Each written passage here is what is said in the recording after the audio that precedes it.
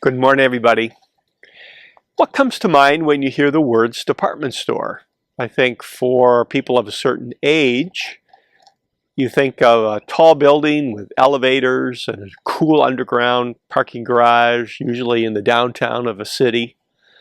But for most people today, department store means a big box store. And the biggest of the big box stores, Walmart, had its beginning on this date, July 2, in 1962.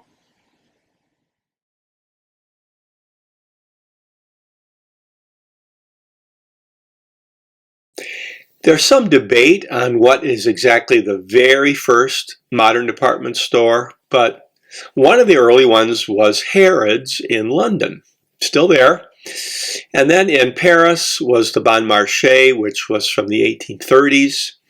So early 1800s, the modern department store really got into form. In 1825, this opened in New York City, Constable's. Many people consider this to be the first department store.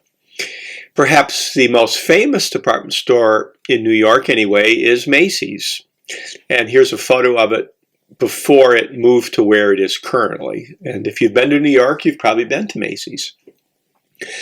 Another famous one from the 1860s is Bloomingdale's, also in New York City. And a theme of all of these department stores was that the shoppers were basically women, so they were geared to women. Stewart's in New York City was considered the most modern one at the time because it had plate glass windows, it focused on customer service, it had lots of clearly defined departments, and that was quite a famous one. But what about rural America? What are they going to do for shopping? Mostly hand-me-downs and homemade stuff. Couldn't get into the city. Most of our people were rural around 1900. And then Montgomery Ward came out, 1872, and was able to take advantage of a new feature of the post office, rural free delivery. So people loved Ward's.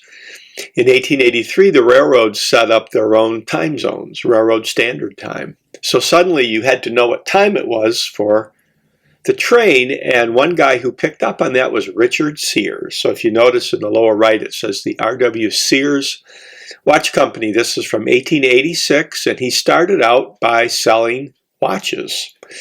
But he soon took Montgomery Ward's idea, made his own catalog, and this became the Wish Book. Many people had it right next to the Bible at home, and Richard Sears understood the needs and wants of rural America. That's one reason he was so successful. The Model T came in 1908. This will be a huge change for the world, this kind of mobility.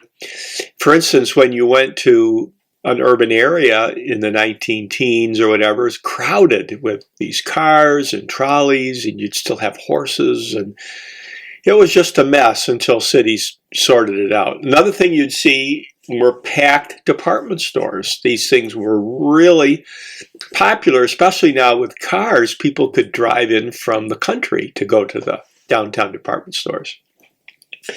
Well, this is 1925, the first brick and mortar store by Sears. Sears could see the marketplace was changing, so now they have brick and mortar stores too. Well, after World War II, the interstates got started and people moved out of the core cities. This is a huge topic. Suburbia becomes in existence, I guess you'd say, and one of the first suburban shopping areas was this one, Shoppers World, Framingham, Mass., not far from where I live. Looks very Jetsons-like, and it was still up when I moved out here in the late 1970s. Well, these are the Walton brothers, Sam and Bud, and one thing they had in common with Richard Sears was they understood the needs of rural people. So their vision was to have a well-organized store and so on, but in a small town. And where they lived, Rogers, Arkansas, the first store opened on this date in 1962.